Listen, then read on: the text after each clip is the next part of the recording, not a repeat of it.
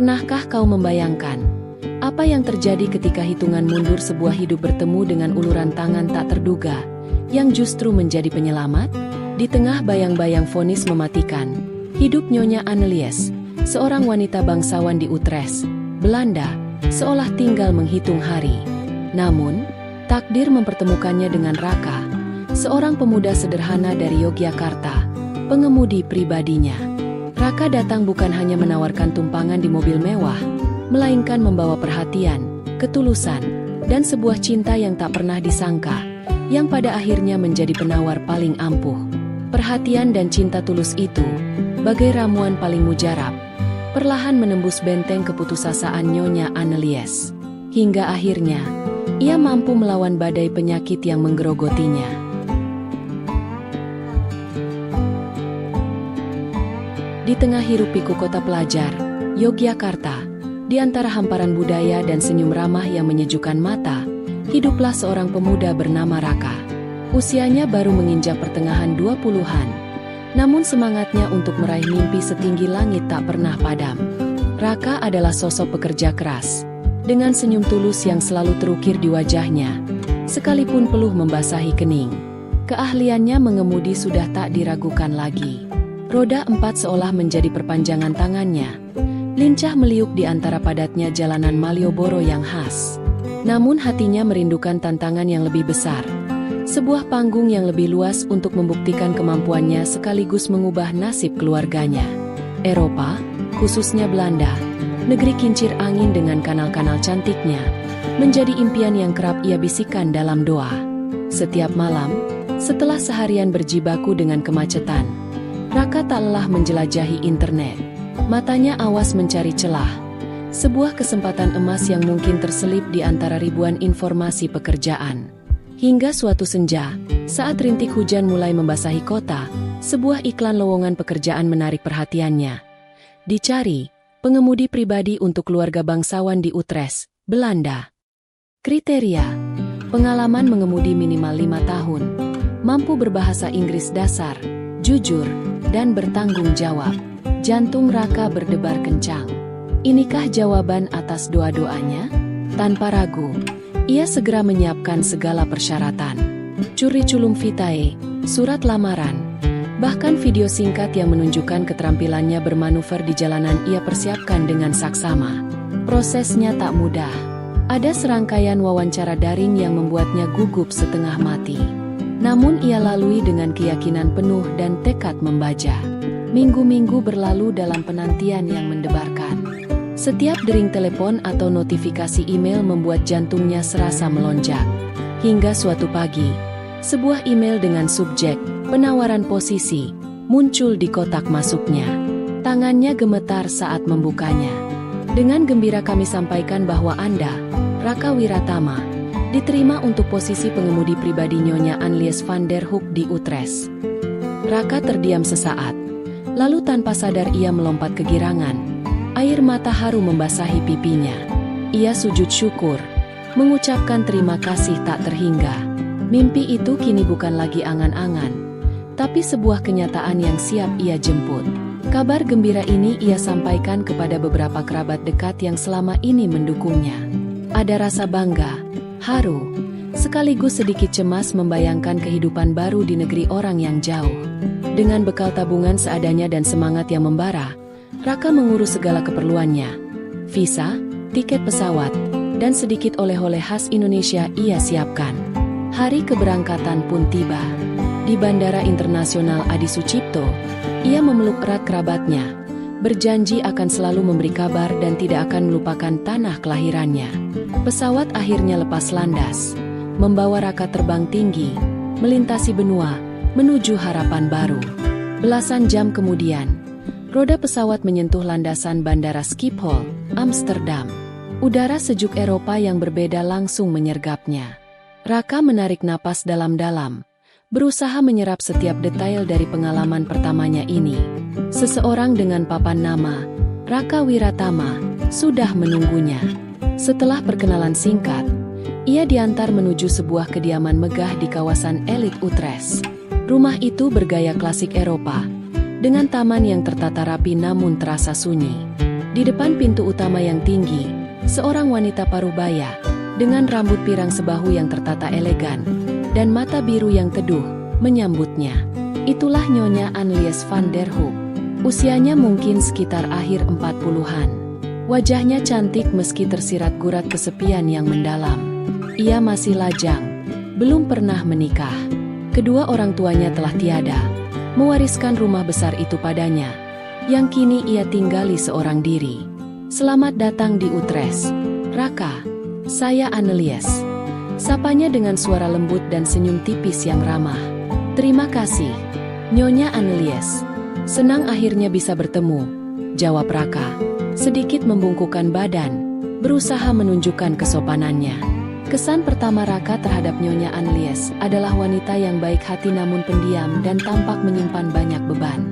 Ia menunjukkan kamar Raka yang terletak di paviliun belakang, cukup nyaman dan bersih. Keesokan harinya, Raka memulai tugasnya.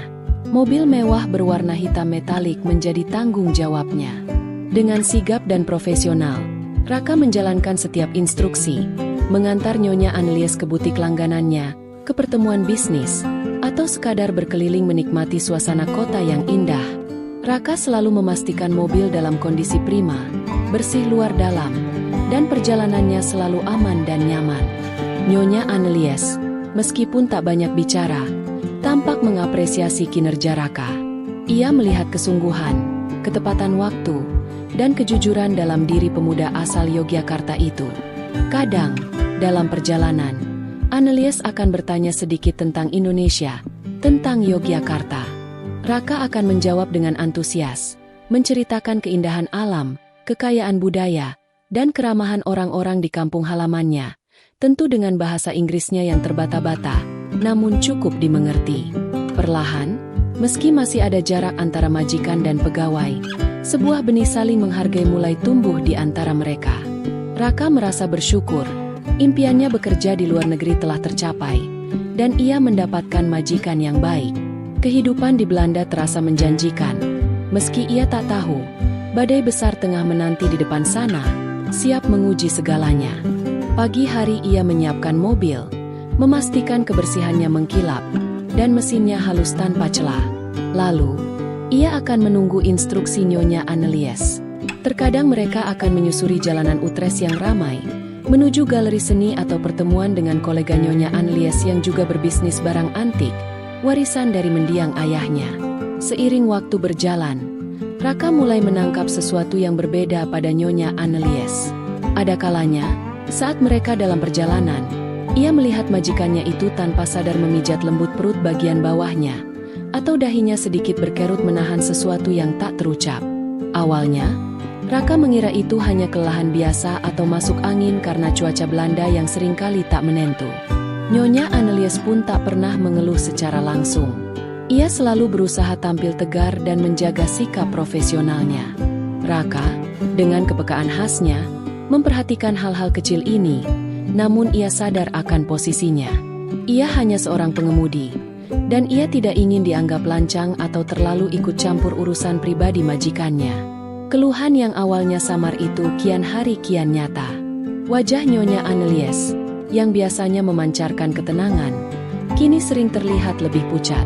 Senyumnya semakin jarang terlihat, dan ada kalanya ia membatalkan janji di menit-menit terakhir dengan alasan tidak enak badan. Frekuensi ia memegangi perutnya semakin sering, dan Raka pernah beberapa kali melihatnya meringis pelan saat mengira tidak ada yang memperhatikan. Kekhawatiran mulai merayap di hati Raka, namun ia tetap memilih diam, menunggu Nyonya Annelies sendiri yang mungkin akan berbicara. Hingga suatu pagi, Nyonya Annelies memanggil Raka dengan suara yang terdengar lebih lemah dari biasanya. "Raka, bisakah kau antarkan saya ke dokter hari ini? Saya rasa saya perlu memeriksakan diri." Ada nada ragu dan sedikit ketakutan dalam suaranya yang membuat Raka semakin khawatir. "Tentu saja, Nyonya. Kapan Nyonya ingin berangkat?" jawab Raka dengan sigap, menyembunyikan kecemasannya. Perjalanan ke klinik terasa berbeda. Keheningan di dalam mobil terasa lebih berat dari biasanya. Nyonya Annelies lebih banyak memandang keluar jendela dengan tatapan kosong. Raka sesekali meliriknya dari cermin spion, melihat raut wajah majikannya yang tegang. Setibanya di klinik, suasana steril dan bau antiseptik yang khas seolah menambah beban di udara. Nyonya Annelies masuk ke ruang pemeriksaan. Sementara Raka menunggu di luar dengan perasaan tak menentu. Waktu terasa berjalan begitu lambat. Setiap detik terasa seperti 1 jam. 1 jam lebih berlalu sebelum pintu ruang pemeriksaan terbuka. Nyonya Annelies keluar dengan langkah gontai. Wajahnya lebih pucat dari sebelumnya dan matanya sembab. Di belakangnya seorang dokter dengan ekspresi serius mengantarnya. Raka segera berdiri. Namun ia tak berani bertanya. Perjalanan pulang adalah kebisuan yang paling menyiksa. Nyonya Annelies hanya menatap lurus ke depan. Air mata mengalir tanpa suara di pipinya. Sesampainya di rumah, Nyonya Annelies langsung masuk ke kamarnya tanpa mengucapkan sepatah kata pun. Pintu kamarnya tertutup rapat. Malam itu, Raka tak bisa tidur nyenyak. Ia terus memikirkan keadaan Nyonya Annelies. Keesokan harinya dan hari-hari berikutnya, Nyonya Annelies berubah total.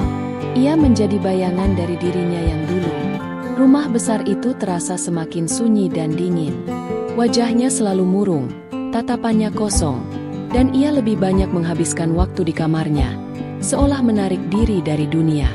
Raka, yang setiap hari melihat perubahan drastis itu, merasa hatinya teriris. Rasa kasihan yang tulus menyelimuti hatinya. Ia melihat kerapuhan di balik sosok Nyonya Annelies, yang selama ini terlihat tegar dan mandiri. Ia belum tahu apa yang sebenarnya terjadi. Diagnosa apa yang telah merenggut keceriaan majikannya. Namun, ia bisa merasakan ada awan gelap yang sangat pekat, menggelayuti kehidupan Nyonya Annelies. Beberapa hari kemudian, saat Raka memberanikan diri bertanya apakah ada yang bisa ia bantu, Nyonya Annelies, dengan suara parau dan mata yang masih menunjukkan sisa tangis, akhirnya berbicara. Dokter bilang, saya terkena kanker ganas, Raka. Kalimat itu diucapkannya dengan susah payah, seolah setiap kata adalah beban berat. Stadiumnya sudah lanjut, kata dokter. Usia saya tidak akan lama lagi. Mungkin sekitar 3 bulan saja. Dunia seakan runtuh bagi Raka mendengarnya. 3 bulan?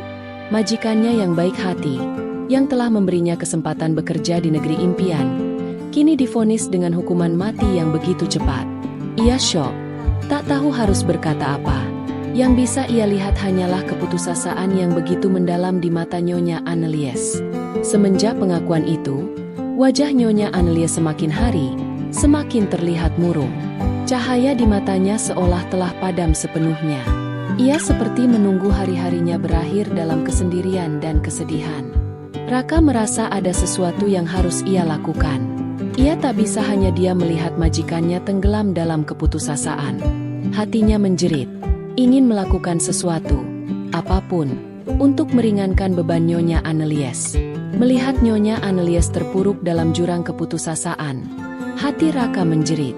Ia tak bisa hanya berdiri di pinggir, menjadi saksi bisu, bagaimana seorang wanita yang baik hati harus menyerah pada takdir yang begitu kejam.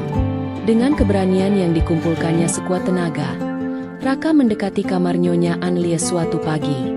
Pintu itu masih tertutup rapat, seolah menjadi benteng antara Nyonya Annelies dan dunia luar. Raka mengetuk pelan. Nyonya Annelies. Panggilnya lembut. Tak ada jawaban. Raka mencoba lagi. Nyonya. Ini Raka. Apakah Nyonya baik-baik saja? Setelah hening beberapa saat, terdengar suara serak dari dalam. Masuklah, Raka. Raka membuka pintu perlahan. Kamar itu temaram. Gorden tebal menghalangi sinar matahari masuk. Nyonya Annelies duduk di tepi ranjang. Matanya bengkak dan tatapannya kosong. Pemandangan itu menyayat hati Raka. Nyonya. Raka memulai dengan hati-hati. Saya tahu mungkin ini bukan saat yang tepat. Dan saya tidak bermaksud lancang. Tapi, jika Nyonya tidak keberatan, bagaimana kalau kita jalan-jalan sebentar, sekadar mencari udara segar? Saya bisa antarkan Nyonya ke tempat yang tenang. Mungkin ke taman atau ke pinggir kanal. Annelies menatap Raka dengan pandangan sayu. Ada keraguan di matanya. Untuk apa, Raka? Semuanya sudah tidak ada artinya lagi. Jangan berkata begitu, Nyonya. Raka menyahut cepat. Nadanya tulus. Kita tidak pernah tahu apa yang akan terjadi. Selama masih ada waktu, bukankah lebih baik kita mengisinya dengan sesuatu yang setidaknya bisa sedikit menenangkan? Saya tidak bisa melakukan banyak hal, tapi saya bisa mengemudi. Saya bisa membawa Nyonya melihat hal-hal indah di luar sana. Ada jeda panjang. Annelies tampak menimbang-nimbang. Mungkin ia melihat ketulusan yang begitu besar di mata pemuda itu. Mungkin ia lelah terus-menerus terkurung dalam kesedihannya. Akhirnya, dengan suara lirih, ia berkata, "Baiklah, Raka, mungkin kau benar." Itulah awal dari sebuah perjalanan baru bagi mereka. Raka tak lagi hanya menjadi pengemudi yang mengantar Nyonya Annelies untuk urusan formal. Setiap hari, jika kondisi Annelies memungkinkan, Raka akan mengajaknya keluar. Bukan ke tempat-tempat ramai atau pusat perbelanjaan, melainkan ke sudut-sudut Belanda yang menawarkan ketenangan dan keindahan. Mereka mengunjungi ladang tulip yang membentang seperti permadani warna-warni saat musimnya tiba. Menyusuri kanal-kanal kecil yang tenang di desa-desa nelayan. Atau sekadar duduk di taman sambil memandang angsa-angsa yang berenang dengan tenang. Raka, dengan gayanya yang sederhana dan apa adanya, berusaha menjadi teman bicara. Ia bercerita tentang masa kecilnya, tentang keluarganya, tentang mimpi-mimpinya di tanah air. Ia tak pernah memaksa Annelies untuk bercerita tentang penyakitnya. Namun ia selalu siap menjadi pendengar yang baik ketika Annelies ingin mencurahkan isi hatinya, yang meski jarang, mulai terjadi sesekali. Suatu hari, mobil kesayangan Nyonya Annelies perlu diservis rutin. Raka menawarkan diri untuk mengurusnya. Nyonya mau ikut? Sekadar melihat-lihat saja, mungkin bisa jadi hiburan baru. Ajak Raka sedikit bercanda. Awalnya Annelies ragu. Bengkel mobil bukanlah tempat yang biasa ia kunjungi. Namun, entah mengapa, ia mengiyakan. Di bengkel, Raka terlihat begitu antusias. Ia berbincang akrab dengan para mekanik, menjelaskan dengan detail apa saja yang perlu diperiksa. Annelies mengamati Raka dari kejauhan. Ia melihat sisi lain dari pemuda itu, seorang yang bersemangat, mengerti betul seluk-beluk mesin, dan begitu telaten. Saat Raka mengajaknya melihat proses ganti oli, menjelaskan dengan sederhana fungsi setiap komponen, Annelies mendapati dirinya tersenyum. Senyum yang lebih lebar dari biasanya. Ada sesuatu yang hangat menyentuh hatinya melihat ketulusan dan dedikasi Raka. Kegiatan yang tampak sepele itu menjadi selingan yang menyegarkan dari bayang-bayang penyakit yang menghantuinya. Kedekatan mereka semakin hari semakin terasa.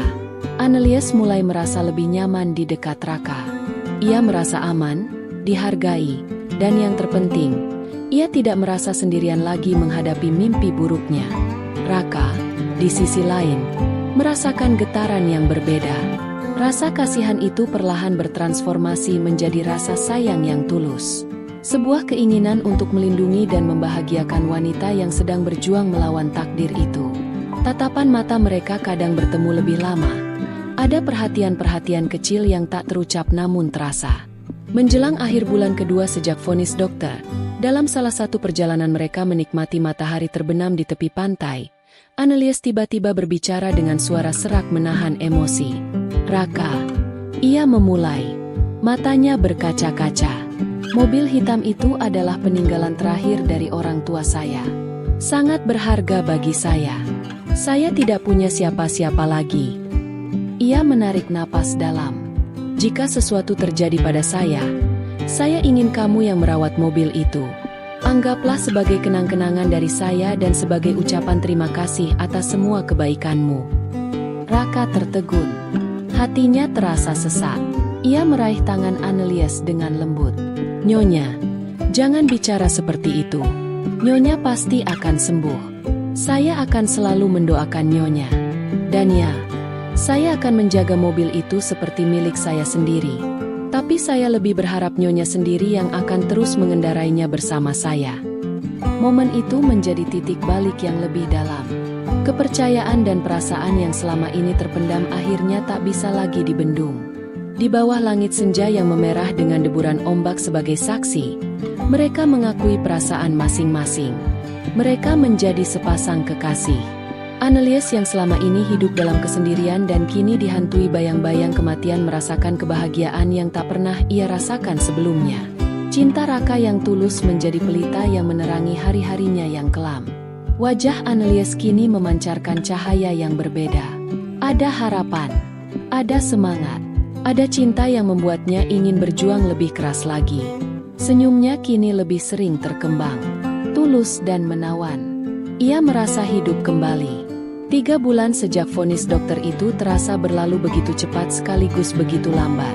Cepat karena hari-hari Annelies kini terisi dengan kebahagiaan dan perhatian tulus dari Raka. Hari penentuan itu akhirnya tiba. Raka menggenggam erat tangan Annelies saat mereka berjalan memasuki klinik yang sama, tempat mimpi buruk itu dimulai. Kali ini suasana terasa berbeda. Ada Raka di sisinya, memberikan kekuatan dan ketenangan. Meski begitu, jantung Annelies berdebar kencang. Begitu pula dengan Raka. Annelies masuk ke ruang pemeriksaan, menjalani serangkaian tes ulang. Raka menunggu di luar. Doa tak henti ia panjatkan dalam hati. Waktu terasa merayap. Setiap detiknya terasa seperti keabadian. Akhirnya, pintu terbuka. Dokter yang sama, yang dulu menyampaikan kabar buruk itu, kini keluar dengan ekspresi yang sulit diartikan. Ia memanggil Annelies dan Raka untuk masuk ke ruangannya. Dokter itu memandang hasil tes di mejanya, lalu menatap Annelies dan Raka bergantian. Ada keheranan yang luar biasa di wajahnya. "Nyonya Annelies." Dokter itu memulai dengan nada tak percaya. Saya hampir tidak percaya dengan apa yang saya lihat. Hasil tes terbaru Anda menunjukkan perkembangan yang sangat-sangat luar biasa. Lanjut dokter itu. Matanya berbinar. Sel-sel kanker di tubuh Anda, mereka seperti kehilangan kekuatannya. Jumlahnya berkurang drastis. Ini sungguh di luar nalar medis. Ini seperti sebuah keajaiban. Annelies menutup mulutnya tak percaya. Air mata mulai menggenang di pelupuk matanya. Raka, yang berdiri di sampingnya, merasakan gelombang kelegaan yang luar biasa hingga kakinya terasa lemas. "Maksud dokter?" tanya Annelies dengan suara bergetar. "Maksud saya, Nyonya Annelies, kondisi Anda membaik secara signifikan. Sangat signifikan. Saya belum pernah melihat perkembangan sepesat ini pada kasus stadium lanjut seperti Anda. Faktor semangat hidup, kebahagiaan, dan dukungan emosional yang kuat jelas memainkan peran yang sangat besar di sini. Meskipun ini adalah anomali yang menakjubkan, kita akan teruskan pengobatan dan pantau perkembangannya. Tapi hari ini, saya bisa katakan ada harapan besar untuk kesembuhan total." Air mata kebahagiaan mengalir deras di pipi Annelies. Ia memeluk Raka erat-erat. Isak tangis kebahagiaan tak terbendung. Raka pun tak kuasa menahan haru, membalas pelukan Annelies, mengucapkan syukur berkali-kali dalam hatinya. Keajaiban itu nyata. Cinta dan harapan telah membuka jalan bagi sesuatu yang mustahil. Beberapa bulan kemudian, setelah serangkaian pemeriksaan akhir, dokter akhirnya menyatakan bahwa Nyonya Annelies telah sembuh total dari kanker ganasnya. Seluruh sel kanker telah lenyap dari tubuhnya. Kebahagiaan mereka tak terkira. Di sebuah taman bunga yang indah di Keukenhof, Raka berlutut di hadapan Annelies. Dengan cincin sederhana namun penuh makna di tangannya, ia berkata, "Annelies van der Hoek, engkau adalah keajaiban dalam hidupku. Engkau telah mengajariku arti cinta sejati dan kekuatan harapan. Maukah kau menikah denganku dan melanjutkan perjalanan ajaib ini bersamaku selamanya?" Dengan air mata bahagia yang kembali membasahi pipinya, Annelies mengangguk mantap. "Ya, Raka Wiratama, aku mau." Pernikahan mereka dilangsungkan secara sederhana, namun hikmat di sebuah kapal kecil di Kanal Utrecht, dihadiri beberapa teman dekat. Tak ada pesta mewah, namun kebahagiaan yang terpancar dari kedua mempelai jauh lebih berharga dari apapun. Raka, pemuda sederhana dari Yogyakarta, kini telah menjadi suami dari wanita yang pernah menjadi majikannya. Wanita yang ia cintai dengan segenap jiwa, wanita yang bersamanya ia saksikan keajaiban Tuhan. Rumah besar Annelies tak lagi terasa sunyi. Beberapa tahun kemudian, Tawa riang dua orang anak, seorang laki-laki dan seorang perempuan, buah cinta Raka dan Annelies, mengisi setiap sudut rumah. Pembelajaran dari kisah ini, semangat hidup yang menyala, didukung oleh kekuatan cinta dan kasih sayang tulus, mampu menembus batasan nalar medis. Keajaiban seringkali lahir dari keyakinan dan perhatian yang tak pernah padam. Dengan mudah, Silva bersuara, membuat Pak Hendra bersemangat untuk bekerja dengan dua hadiah tangan itu, lalu bergerak menuju pelabuhan Ratu Putrinya. Kondisi ini membuat Silva semakin gelisah tanpa tahu dari mana awalnya. Silva mulai mengubah arah dengan menyiapkan kisi-kisi agar Pak Hendra bisa mengendarai perahunya. Dan pastinya Pak Hendra tidak menolak niat baik putrinya. Setelah perahu siap, pria itu meletakkannya di tempatnya. Dan kemampuan Pak Hendra dalam hal itu memang tidak dapat diragukan. Bahkan Silva pun mengakui, pengalaman mereka sangat berbeda saat bersama Hengki suaminya.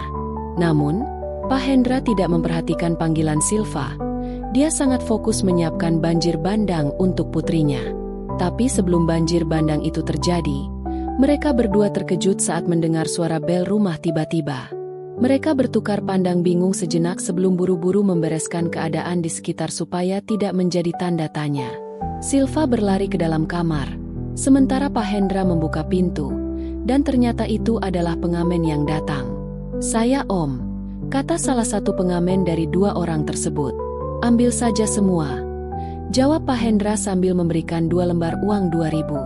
Setelah mereka bernyanyi, raut wajah Pak Hendra menunjukkan kekecewaan karena mereka tidak menyelesaikan tugas dengan putrinya.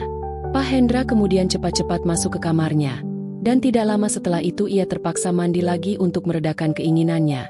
Sedangkan Silva yang berada di kamarnya tersenyum-senyum di depan kaca rias, mengingat momen yang baru saja dilaluinya. Ayah ternyata lucu juga ya. Bagaimana kalau lain kali?" pikir Silva tanpa meneruskan kalimatnya. Malam pun tiba. Hengki dan Pak Hendra sedang mengobrol di teras samping setelah sarapan malam. Tak lama kemudian, Silva datang dengan membawa 3 cangkir kopi untuk mereka. "Ini kopinya, Mas, Pak." "Iya, Silva, terima kasih," sahut Pak Hendra sambil mengambil secangkir kopi di depannya. Silva sengaja duduk di samping Pak Hendra. Entah kenapa dia ingin menggoda ayahnya dengan menendang kakinya. Awalnya, Pak Hendra hanya berdehem sebagai peringatan. Namun Silva yang memang bandel terus melanjutkannya. Syukurlah, pencahayaan di tempat itu terlihat redup. Sehingga saat Pak Hendra membalas dengan permainan tangan ke antara kaki Silva, Hengki tidak curiga. Pak Hendra terus mencari-cari sesuatu, membuat Silva malah bingung untuk menahan suaranya. Untungnya, tidak lama kemudian, Hengki berkata, Pak, maaf. Aku baru ingat ada pekerjaan yang belum selesai, jadi aku tidak bisa lanjut ngobrol." "Tidak apa-apa, biarkan Bapak ditemani Silva saja. Silakan pergi kalau mau kerja. Nanti keburu ngantuk," ucap Pak Hendra. "Iya, Pak. Aku pergi dulu ya, Pak." Setelah Hengki memasuki tempat kerjanya yang letaknya cukup jauh dari teras samping rumah, Pak Hendra langsung menyapa putri tirinya tanpa melakukan basa-basi. Dia langsung memberikan sambutan yang hangat, sambil tetap mengerjakan sesuatu dengan tangannya. Silva yang juga sibuk di sampingnya bertanya, "Pak, apa ini sudah terlalu berlebihan?" tanya Silva. Pak Hendra menjawab, "Silva, Bapak rasa Bapak sudah jatuh cinta."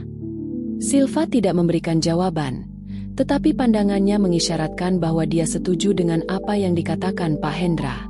Justru pada saat itu, Silva merasa bingung mengapa hatinya bisa merasakan hal yang sama seperti yang dirasakan ayahnya.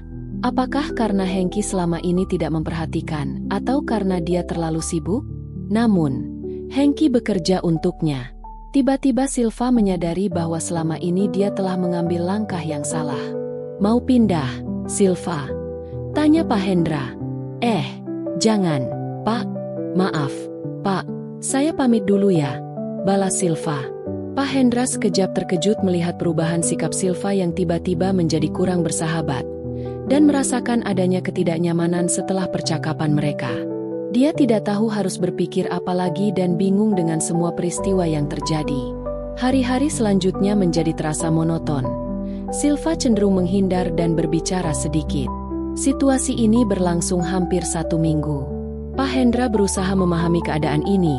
Saat makan malam bertiga bersama Silva dan Hengki, dia berkata, "Besok Bapak pulang, kalian harus jaga diri baik-baik, ya." "Oh, kenapa tiba-tiba, Pak?" tanya Hengki dengan terkejut. "Iya, Bapak mendapatkan informasi bahwa ada sesuatu yang mendesak harus diselesaikan di pabrik," ucap Pak Hendra sambil sesekali mencuri pandang ke arah Silva yang hanya menunduk. Silva sebenarnya juga sangat terkejut, tetapi ia mencoba menyembunyikannya. Ia merasa bingung dan tidak ingin membiarkan perasaannya terhadap Pak Hendra semakin dalam. Dia masih berusaha berpikir jernih dan ingin menjaga pernikahannya. Sementara itu, Pak Hendra merasa jatuh cinta, tetapi ia tidak ingin memaksakan keinginannya. Ia memutuskan untuk menyimpan perasaannya dan berharap perpisahan ini bisa mengubur rasa cintanya selamanya. Setelah Pak Hendra kembali ke kotanya, Silva menjadi murung dan tidak bersemangat dalam menjalani aktivitasnya. Hengki menyadari perubahan itu dan berusaha menegurnya. Namun Silva hanya menjawab tidak ada yang salah. Silva berupaya bersikap biasa di depan suaminya, tetapi pikirannya tidak pernah lepas dari Pak Hendra. Setiap saat, sosok bapak tirinya selalu terbayang di pikirannya. Jika ia sendiri di rumah, Silva sering melamun mengenang semua kenangan bersama bapak tirinya dan jarang sekali bayangan Hengki, suaminya, terlintas di hatinya. Suatu ketika, Hengki pulang dengan tergesa-gesa dari kantor meskipun waktu masih siang. "Silva, kamu di mana?" tanya Hengki penuh rasa khawatir. "Iya Mas, aku di dapur baru saja memasak," jawab Silva. Hengki segera menuju ke arah Silva dan berkata, "Bapakmu kecelakaan, sekarang ada di rumah sakit." Mendengar hal itu, Silva merasa gemetar dan air matanya mengalir. Orang tercintanya mengalami musibah, sehingga Silva cepat-cepat ke rumah sakit bersama Hengki ke rumah sakit tempat Pak Hendra dirawat. Untunglah, setibanya di sana, dokter memberi kabar bahwa Pak Hendra tidak mengalami luka yang serius. Silva segera menghampiri Pak Hendra dan pria itu merasa terharu dengan kedatangan putri kesayangannya. "Bapak bagaimana? Kenapa bisa kecelakaan?" tanya Silva. "Mungkin karena Bapak kurang hati-hati, Silva. Mungkin karena sudah tua, jadi kurang fokus," jawab Pak Hendra. Percakapan mereka terus berlanjut di sana. Keesokan harinya, Hengki memilih untuk kembali ke kantor. Sementara Silva diizinkan suaminya untuk merawat bapaknya. Beruntung, sore itu Pak Hendra sudah diperbolehkan pulang. Ia sebenarnya sudah bisa berjalan sendiri, tetapi ingin menggunakan kesempatan ini, sehingga ia meminta Silva untuk membantunya. Hatinya terasa damai karena Silva masih bersedia menemaninya. Begitulah perasaan Pak Hendra hingga suatu malam ketika Silva yang lelah tertidur saat menemani Pak Hendra menonton televisi. Dia menggendong putrinya ke kamar dengan hati-hati dan meletakkannya di tempat tidur. Lalu ia berbaring di samping Silva dan memandangi wajah putri tirinya yang tetap cantik dan tidak berubah. Namun, ketika menatap Silva, keinginan yang pernah tertahan muncul kembali dalam diri Pak Hendra. Dengan ragu, ia mulai berbicara, tetapi tiba-tiba Silva terbangun dari tidurnya. "Maaf, Silva, Bapak tadi belum selesai berbicara," ia berkata. Tetapi Silva tersenyum dan menjawab, "Bapak jangan pergi lagi ya Pak, Silva tidak bisa jauh dari Bapak." Pak Hendra menatap wajah putrinya, dan ada rasa haru dan kebahagiaan di mata keduanya. Tanpa perlu berbicara, mereka sama-sama memahami bahwa mereka tidak ingin saling melepaskan. Obrolan yang sempat terhenti itu pun berlanjut lebih dari yang mereka bayangkan. Jurus andalan Pak Hendra seakan membawa Silva ke dunia baru yang lebih indah. Sebuah dunia yang penuh dengan kebahagiaan tak terlukiskan.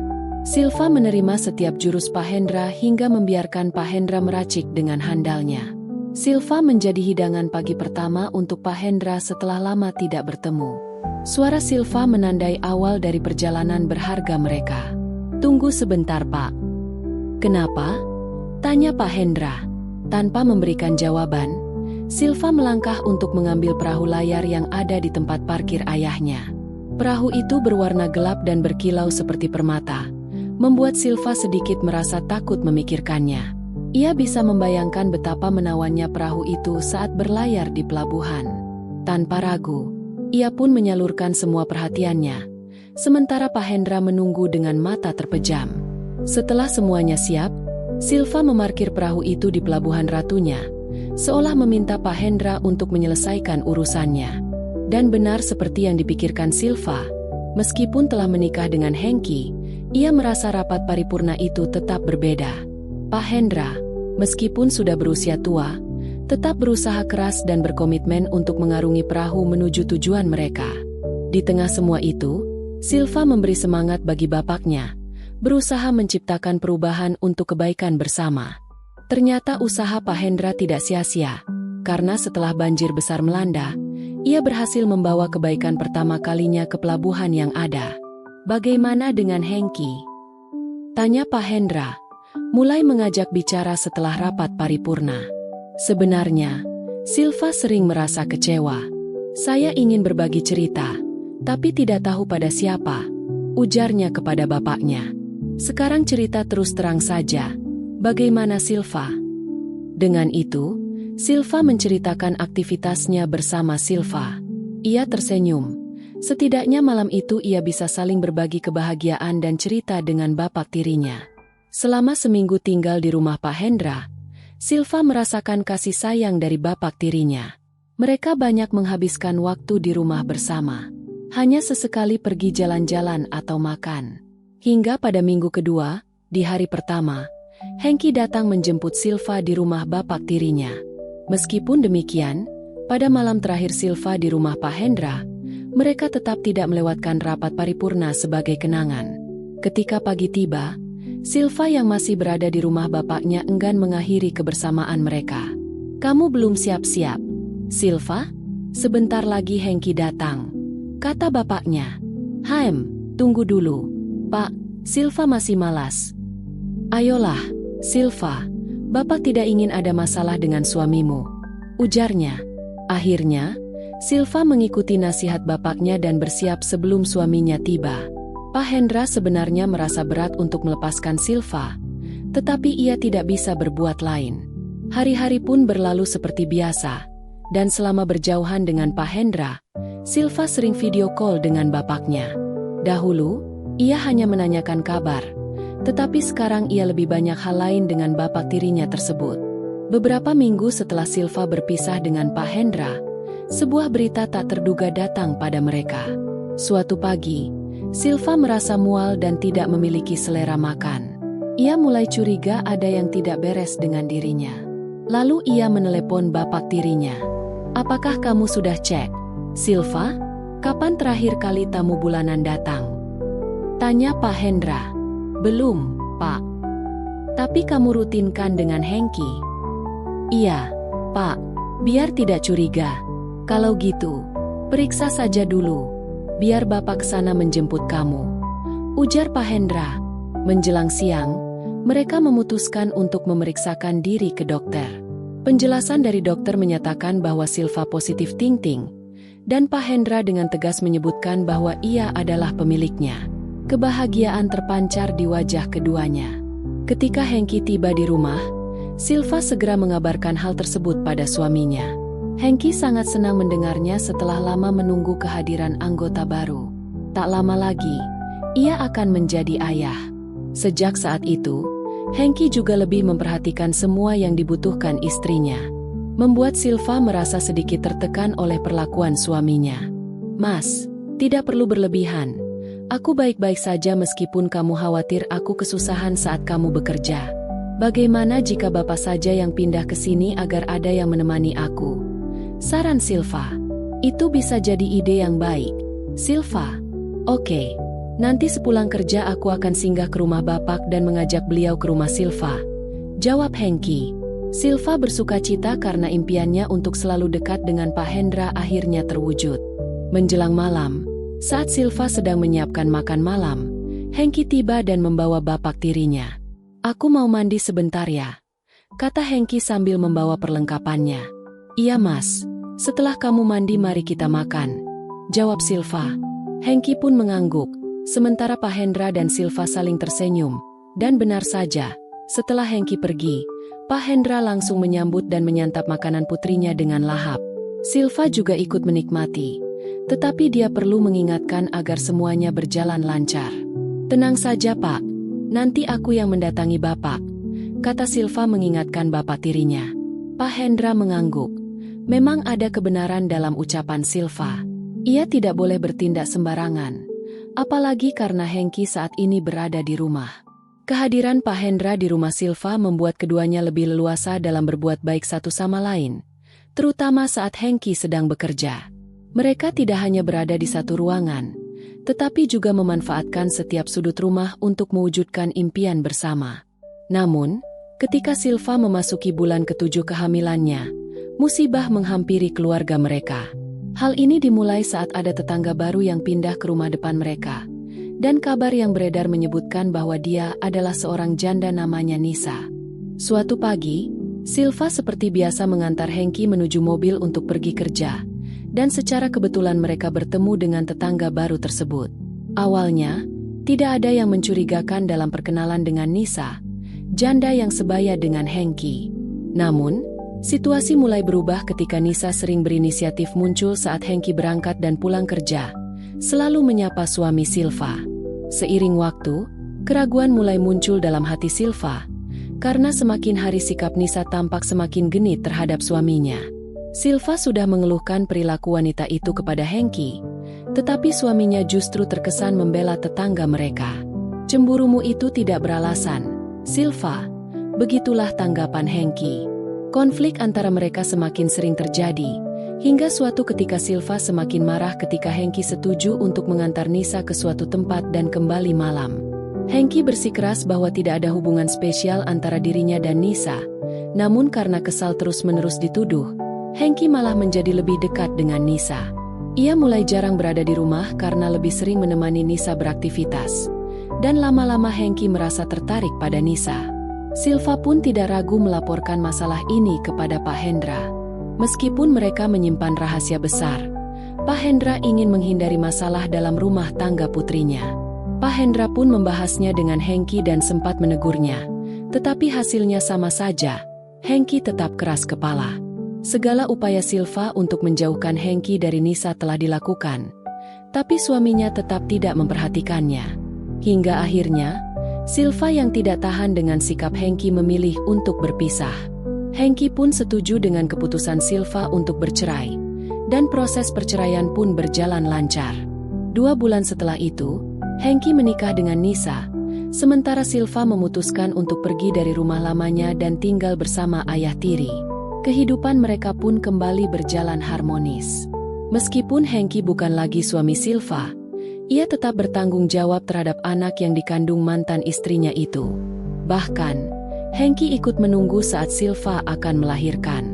Sementara itu, pada pernikahannya yang sudah menginjak 1 tahun, Hengki dan Nisa belum juga memperoleh keturunan. Padahal bersama Silva, ia berhasil mempunyai 1 anak. Hal ini membuat Nisa penasaran sampai suatu pagi, 2 tahun kemudian, Hengki dan Nisa memeriksakan diri ke dokter. Hasilnya mengejutkan. Ternyata Hengki yang bermasalah. Ia merasa bingung dan tidak percaya. Namun, kejutan semakin bertambah saat Hengki dan Nisa hendak keluar dari ruang dokter dan kebetulan berpapasan dengan Silva, sang mantan istri. Silva terlihat bersama ayah tirinya. Namun yang membuat Hengki terkejut adalah perut Silva yang tampak buncit. Silva, bagaimana kabarmu?" "Baik," jawab Silva. "Tunggu sejenak. Aku baru saja dari dokter dan dia berkata ada masalah dalam diriku. Tapi kenapa kamu bisa memiliki anak?" Hengki terus bertanya. "Ini bukan urusanmu, Mas. Kita sudah tidak ada hubungan apapun lagi." Namun, Silva dan Hengki belum selesai berbicara. Tiba-tiba Pak Hendra menarik Silva dari mantan suaminya. Pak Hendra dan Silva kemudian masuk ke dalam ruang dokter, tanpa memperhatikan Hengki yang masih merasa bingung. Pada saat itu, Hengki mulai menyadari bahwa selama ini Silva terlibat sesuatu dengan ayah tirinya.